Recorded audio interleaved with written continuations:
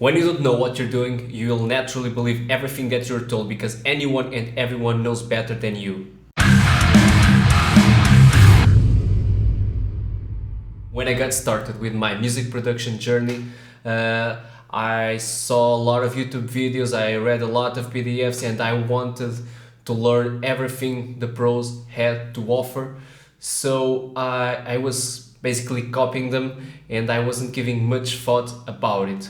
They were not lying to me or anything like that, but I kind of misunderstood some mixing basics. One thing that to me it was very misleading and even harmful, and I think a lot of beginner producers struggle with this very same problem, is that pro producers tell us to be creative and talk about creativity, and I don't want to discourage you being creative. I want you to be creative. Please be creative. You should be creative in everything you do. You should bring something new, bring something personal. But when you're a beginner, you're just starting, and you try to make things different just for the sake of making things different. They probably will be different, yes, but for worse. It's actually very hard to be creative because it's very hard to break the rules and actually have better results than you would have if you wouldn't have broken the rules in first place. That being said, even if you're an amateur, a beginner, inexperienced producer, there is a specific part of the mixing process where you can be creative without compromising the whole song, and that specific part is the automation. The automation is the last part of the mixing process and is where you can unleash your creativity. So you already mixed most of your song, you followed the guidelines because you didn't know exactly what you were doing, but your mix is already sounding balanced, even, solid, and predictable. But it's maybe a little bit boring. Now it's time to use automation. Automation is the part where you get to spice things up and bring some of your musicianship into the mix. I used to play football, and tactically football works very similarly to the way I see a mix, the way I work a mix. In football, you have the goalkeeper, the defense, the midfield, and the attack. The goalkeeper is like the bass and the kick drum. The goalkeeper can't take any risks. The goalkeeper has to be solid. The goalkeeper is the foundation of the whole team. The defense corresponds to the rhythmic part of the song, and you can't play around much either. Then there is the midfield. The midfield, in my opinion, corresponds to the lead guitars, keys, vocals, that kind of lead stuff, and now you can play around a little bit. Then finally we have the attack. The attack is where we do need to be creative in order to surprise the adversary and score a goal. The attack is the automation. So be sure to surprise your listener to score a goal, and use tools like EQ, panning, and effects in certain key parts of the song in order to make the listener jump up the chair. But always remember, 95 or more percent of the creativity comes from the actual songwriting. You as a producer just need to give it a little extra push. EQ and compression can also be very misleading if you're starting out. If you watch almost every YouTube video where a pro is mixing a song, that pro starts by throwing EQ and throwing compression to the track and start tweaking everything, and you think you should do the same, but sometimes you should do the same, but along the way I found most of the times you should not start your mix by throwing EQs and compressors to your tracks. As I learned more, EQ and compression EQ and compression plugins went down on my priority list, and there are things that I pay attention first. Don't get me wrong, know how to use the EQ and compressor is a very important thing, just not the first thing to do when you start mixing a song. So my advice is to leave the EQ and the compression plugin for later. First things, check phase alignment, sample replace what you need to sample replace if you need to sample replace. Check if you're using the right impulse responses for each case, and use noise generators to improve your mix's consistency. For starters, phase alignment. For example, drums. If your drums have proper phase alignment, they will sound louder, they will sound punchier, and they will have a very pleasant low end that you wouldn't get otherwise. There are plugins to help you check your phase alignment, use them. Use also samples. Don't be afraid, don't think that your mix will sound like plastic if you use samples. For example, if you have a snare that sounds too tiny, and then you want to boost the low end, like, I don't know, 200 Hertz. You want to boost your tiny snare onto 200 Hertz, but there's no 200 Hertz information on that tiny snare. It will sound fake, although it is a real snare. That EQ will make it sound fake and weird.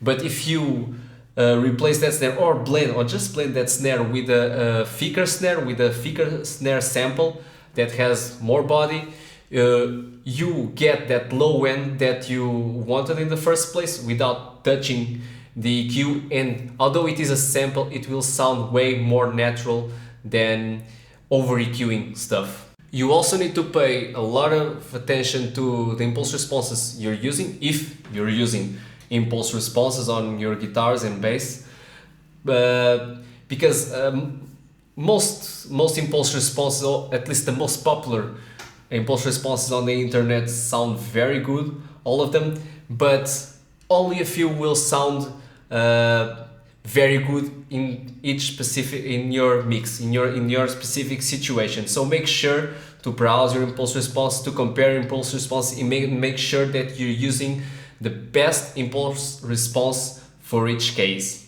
Noise generators.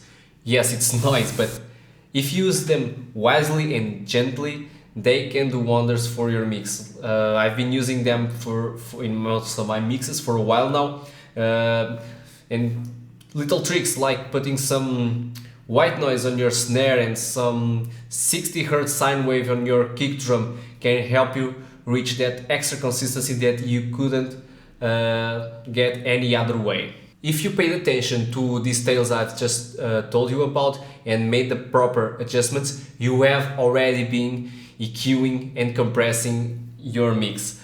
So when it comes time to actually throw the EQ and the compressor into your tracks, you'll just need to make some easy and minor adjustments. Plugins. In my opinion, the plugin talk can be very misleading, because everywhere on the internet you can find someone saying that you as a beginner should mix only with stock plugins, and only when you can make a proper mix with those plugins you can use plugins from other brands. But I disagree. For me it makes no sense, because my stock plugins, I use Studio One, so my stock plugins are PreSonus plugins. Why shouldn't I use FabFilter plugins or Plugin Alliance plugins or Universal Audio plugins or whatever? It's another brand of plugins. Why should you limit yourself to one brand of plugins in order to learn, in order to improve, and renounce to the others? It doesn't make sense in my opinion. Yes, I've heard those who say that stock plugins are easier and simpler and more beginner friendly, and that you can actually learn in exactly what you're doing by using those.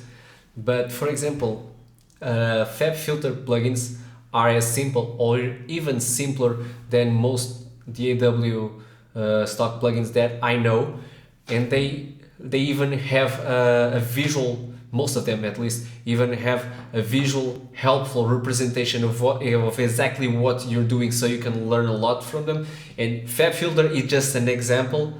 There are tons of simple plugins that you can add to your DAW. Third-party plugins sometimes even offer you some functions that you can't find on your stock plugins, and those functions might come in handy a lot of times. They have come in handy a lot of times to me, at least. The design of the plugin for some people doesn't matter, but for some is very important. The design of the plugin can make you feel more or less motivated. Although the design doesn't affect the sound directly, if you're more motivated, probably your mix will be better.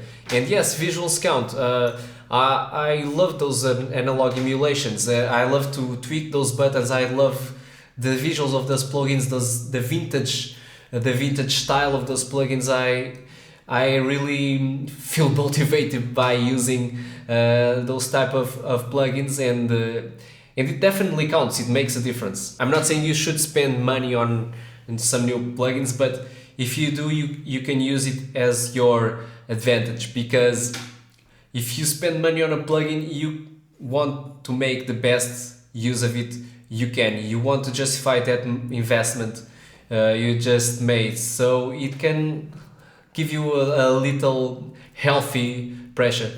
I hope it's healthy pressure to make a good job. I guess what I'm trying to say is that using only stock plugins probably will not help you to be a better producer. What will probably help you to be a better producer is using a small amount of plugins that you know very well, independently if they are your stock plugins or from another manufacturer. That doesn't matter. What it matters is how well you know the plugins that you're using. So those were the things that I thought that were most important to talk about in my first video without my DAW in my face. Those are important in my opinion, because they were very misleading to me, and I took a lot of time to understand what the pros actually meant, and to lose some bad habits that I accumulated over the years. And okay, then now that I finally feel more elucidated, I wanted to share this with you, so you might skip some parts of the process that I couldn't skip. And that's all for today. Bye.